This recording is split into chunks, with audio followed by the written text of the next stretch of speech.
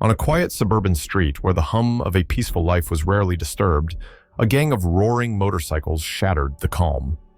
They came like a storm, loud, arrogant, and unrelenting. At the center of their chaos stood Jake "Crusher" Miller, the towering leader of the group, who sneered as he ripped the flag from Thomas Whitaker's porch and tossed it onto the ground. His crew laughed as they trampled the garden Thomas had spent years tending, mocking the elderly man who stood silently watching. "Stay in your place, old man," Jake jeered, confident in his invincibility. "This is our street now." But behind Thomas's calm, steady gaze was a strength the bikers couldn't see, one they would regret ignoring. While they reveled in their destruction, they were blind to the fact that their arrogance was a noose tightening around their necks. What followed wasn't just justice. It was a reckoning so profound that it would echo far beyond their roaring engines. But let's start from the beginning. Tom Whitaker was the sort of man who drew little attention to himself, and he preferred it that way. A widower in his late 70s, he spent his days in the quiet company of his meticulously tended garden, where every flower bloomed in perfect harmony. His porch, shaded by a maple tree, was his sanctuary. There he'd sit with his coffee, watching the world go by. A small, carefully ironed American flag swayed in the breeze, a subtle yet proud reminder of his past, though few knew the stories behind it. Tom's hunched posture and slow movements gave him the appearance of frailty, a man whose best years were decades behind him. But his sharp blue eyes hinted at something deeper, something most people overlooked. This peaceful scene was interrupted one warm summer evening by the unmistakable growl of motorcycles. The sound rolled in like a storm, shattering the tranquil hum of crickets and rustling leaves. Tom looked up from his coffee, his expression as placid as ever, as the source of the commotion roared into view. A gang of bikers, clad in worn leather and exuding arrogance, swerved onto his quiet street. At their helm was Jake "Crusher" Miller, a bear of a man with a permanent scowl and a penchant for trouble. His bulk made the motorcycle beneath him seem like a toy, and his sheer presence demanded attention. The gang parked their bikes in a semicircle in front of Tom's house, engines rumbling like a pack of predators circling their prey. Jake dismounted first, his heavy boots crunching against the gravel. His eyes scanned Tom's quaint house, lingering on the garden gnomes, the tidy flower beds, and the fluttering flag. A smirk curled across his face as he sauntered toward the porch. "Nice place you got here, Grandpa," Jake said, his tone dripping with mockery. Tom didn't flinch. He raised his mug to his lips and sipped, his gaze steady and unimpressed. Not one to be ignored, Jake took a cigarette from his pocket, lit it, and exhaled a plume of smoke. Without breaking eye contact, he flicked the cigarette into Tom's hydrangeas. The dry leaves caught instantly, curling into blackened crisps. Tom set his mug down on the small table beside him and picked up a watering can. He rose slowly, deliberately, his movements unhurried as though he had all the time in the world. With a steady hand, he poured water over the smoldering plant until the last wisp of smoke vanished. Jake watched this display of calm indifference, his grin faltering slightly. Behind him, the rest of the gang chuckled nervously. "Not much of a talker, are you?" Jake sneered, but his bravado felt forced. The wiry man beside him, a biker with a snake tattoo winding up his neck, decided to join in. He swaggered over to a ceramic garden gnome nestled in the flower bed and kicked it over, shattering it into pieces. "Oops," he said with a grin, brushing imaginary dirt from his jacket. Another biker revved his engine, the noise deafening as black exhaust spewed directly onto Tom's flag.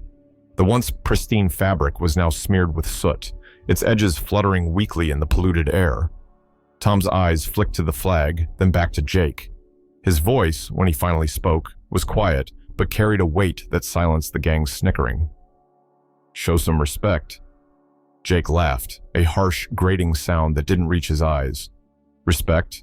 For what? This dump?" He gestured theatrically to the house and garden. "You're just another washed-up old man. Get used to us, Grandpa. We'll be back." The gang roared with laughter, their engines screaming as they peeled away. Tom stood on his porch, unmoving, as the chaos receded into the distance. His garden was trampled, his flag soiled, and his gnome reduced to rubble. For a long moment, he stared at the destruction, his expression unreadable. Then, with the same unhurried grace, He picked up his watering can and walked back into the house, but not before glancing down the road, his jaw tightening ever so slightly. For the first time that evening, something flickered in his eyes, something sharp and unyielding, like steel tempered by fire. A week later, as if on schedule, the gang returned, their engines roaring louder and their arrogance even more blatant. The quiet street seemed to shrink under their chaos. Tom, as always, was on his porch, this time with a book in hand. His calm presence, framed by the evening sun, was an almost comical contrast to the storm brewing in front of him. Jake Crusher Miller, leading the pack, dismounted his bike and strode toward Tom with an exaggerated swagger. "Still here, huh, Grandpa? You must like the company." Tom didn't look up, calmly turning a page. This simple act infuriated Jake. He snatched the book from Tom's hands, glancing at it like it was a foreign object. "What is this, bedtime stories?" he sneered, tossing it onto the lawn. Tom leaned back slightly, his gaze steady. "You'd know if you could read past picture books." The gang laughed, but Jake's smirk faltered. With a sharp motion, he signaled his crew to start. "Time to redecorate." The bikers swarmed. Patio furniture was overturned with reckless abandon. Tom's flower beds, his pride and joy, were ripped apart by heavy boots. A wiry biker with a snake tattoo plucked a rose and held it mockingly under his nose. "Smells like old man," he jeered, tossing it onto the ground. Tom watched quietly, his calm demeanor unshaken. "You missed the weeds. They're right in front of me." The laughter faltered as Snake Tattoo's grin faded, but Jake roared louder, determined to keep control. One biker pulled down Tom's flagpole, sending the flag tumbling to the dirt. He kicked it aside like trash, earning more cheers from the group. That was when Tom moved. He stepped off the porch, retrieved the flag with steady hands, and carefully shook off the dirt. Straightening, he fixed Jake with a level stare. "You've crossed the line." For a split second, Jake hesitated, something unspoken in Tom's tone piercing through his bravado. Then he laughed.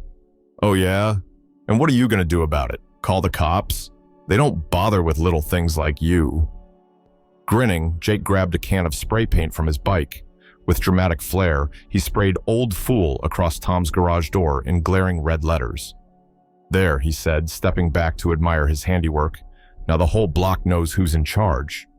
The gang roared with laughter, revving their engines and tearing down the street. Tom stood alone, his once pristine yard now a scene of destruction. Neighbors peered from behind curtains, their expressions a mix of pity and fear. Tom remained still for a long moment, surveying the wreckage. Then, with quiet precision, he folded the dirtied flag and set it on the porch. As he picked up his book from the lawn and dusted it off, a faint smile played on his lips.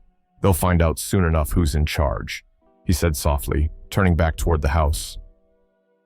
The following evening, Jake and his crew were gathered at their usual haunt, a rundown bar on the outskirts of town. The atmosphere inside was thick with bravado and cheap beer. Jake sat at the center of the chaos, boasting loudly about their latest exploits. "Should have seen the old man's face," he crowed, his laughter echoing over the clatter of bottles. "Didn't even put up a fight, just stood there like a statue." The others joined in, banging the table in approval, but their revelry was interrupted by the shrill ring of Jake's phone. He frowned, glancing at the unknown number before answering. "Who is this?" he barked. The voice on the other end was cold, calm, and carried a weight that made the rowdy room seem quieter. "This is a courtesy call. Leave the old man alone, or you'll regret it." Jake's bravado flared up, masking the slight unease creeping into his chest. "Who the hell do you think you are?" The line went dead. For a moment, Jake stared at the phone, his expression unreadable. The others leaned in, curious. "What's wrong, boss?" Snake Tattoo asked, grinning. "The old man calling to beg for mercy?" Jake shook his head, forcing a smirk. "Probably some crank. Let's head back to the old guy's place. Time to finish the job." When they arrived at Tom's Street, the atmosphere was different. The once lively suburban neighborhood felt deserted. No lights flickered from the houses, no curtains twitched with curious eyes. Only a single porch light illuminated Tom's house, casting long, eerie shadows across the yard. Jake parked his bike at the curb, scanning the street. "Where is everybody?" Before anyone could answer, floodlights suddenly snapped on, turning the dark street into a blinding stage. The bikers shielded their eyes, startled shouts breaking through their confusion. "What the—" From the shadows emerged a group of men in tactical gear, their faces set in stern lines, their movements precise and calculated. They carried an air of authority that immediately shifted the balance of power. The bikers froze, their bravado evaporating like morning mist. And then Tom stepped out onto the porch. Gone was the frail old man in his gardening hat. In his place stood a figure of commanding presence, dressed in a neatly pressed military uniform adorned with rows of medals. The porch light reflected off the polished brass, adding to the sharpness of his stance. "Allow me to introduce myself," Tom said, his voice carrying effortlessly over the stunned silence. "General Thomas Whitaker, retired, and you boys have made a very serious mistake." Jake's jaw slackened, his usual smirk replaced by wide-eyed disbelief. "General?" he stammered. "You're kidding me." Tom stepped closer, his gaze cold and unyielding. "Does it look like I'm joking?" Before Jake could respond, one of Tom's companions, a towering man with a scar running down his cheek, stepped forward and flashed a badge. "Federal Marshals," he said, his tone leaving no room for argument. "You're all under investigation for vandalism, harassment, and a whole list of other charges." The bikers exchanged nervous glances, their earlier swagger replaced by a growing panic. Snake Tattoo took a step back, muttering, "This has to be some kind of setup." "Setup?" Tom echoed, his tone edged with sarcasm. "No, this is called consequences. Maybe you've heard of them." Jake tried to rally, puffing out his chest. "You can't scare us with some fancy uniforms and badges. We've got rights." Tom's lips curled into a faint smile. "And so does my flag, and my garden, and every neighbor you terrorized. Funny how that works, isn't it?" The marshals moved in, their calm efficiency silencing any further protests. As the bikers were lined up and cuffed, the faint sound of applause broke the stillness. Neighbors, emboldened by the sudden shift in power, began emerging from their homes. Some recorded the scene on their phones, capturing every moment. Jake, now handcuffed, glared at Tom. "This isn't over, old man." Tom's eyes gleamed with a mix of humor and steel. "You're right. It's just beginning." As Jake was led to the waiting vehicles, a neighbor called out, "General, you're a hero." Tom turned slightly, tipping an imaginary hat. "Just doing some yard work." The street erupted in laughter and cheers as Tom returned to his porch, his polished boots clicking against the wooden steps. Sitting back in his chair, he looked at the now quiet street, his flag restored to its rightful place. With a small, satisfied smile, he picked up his book and opened it to the page he'd left off. Justice had been served, and it was only the beginning. The bikers didn't stand a chance. The marshals moved with precision, each of them working like clockwork to round up the gang. Jake, ever defiant, tried to shove his way free, but he only managed to stumble face first onto the pavement. Before he could even curse his luck, his wrists were expertly cuffed behind his back. "Get off me," Jake growled, thrashing against the restraint. But the marshal pinning him down barely broke a sweat. "Keep squirming," the marshal said flatly, "and you'll add resisting arrest to the list." The other bikers fared no better. Snake Tattoo was hauled away, his usual smirk replaced with a look of pure disbelief. "This has to be illegal," he muttered, only to be met with a raised eyebrow from one of the marshals. The once rowdy gang was lined up on the curb, their heads hanging low as neighbors poured out of their homes. Phones were raised, cameras rolling, the street alive with murmurs and suppressed laughter. Tom stepped forward, calm and composed as always, his military uniform catching the glow of the porch light. He stopped in front of Jake, his hands clasped loosely behind his back. "You see," Tom began, his tone conversational, almost friendly, "I don't take kindly to bullies. You thought I was weak, someone easy to push around." He tilted his head slightly, his gaze steady. "But you made one critical mistake. You underestimated me." Jake looked up, his defiance faltering under the weight of Tom's words. For a moment he opened his mouth, but no words came. The neighbors watching couldn't hold back their cheers, their voices rising in a chorus of support for the unlikely hero. By morning, the tables had turned in spectacular fashion. Under the watchful eyes of both the marshals and the neighbors, the bikers were put to work repairing the very destruction they had caused. Jake, stripped of his leather jacket and bravado, was handed a bucket of paint and a roller. "Better get that graffiti off my garage," Tom said, his voice light but firm. "You missed a spot." Jake glared but said nothing. Around him, the rest of the gang picked up shovels, rakes, and cleaning supplies. muttering under their breath as they restored Tom's garden, piece by painstaking piece. Snake Tattoo grumbled as he replanted a row of daisies, earning a pointed look from a marshal. The neighborhood watched every humiliating moment, some openly recording the scene while others offered mock encouragement. "Nice technique, Jake," one man called out as Jake clumsily tried to paint over the crude words he'd scrawled. "Really brings out the garage door's charm." By the end of the day, the gang was exhausted, their clothes smeared with dirt and paint, their egos in tatters. The neighbors broke into applause as Tom's garden was restored to its former glory and his flag was raised once more, fluttering proudly in the breeze. The courtroom was packed. Jake and his crew sat at the defendant's table, their bravado long gone. Charges of vandalism, harassment, and assault loomed over them like storm clouds.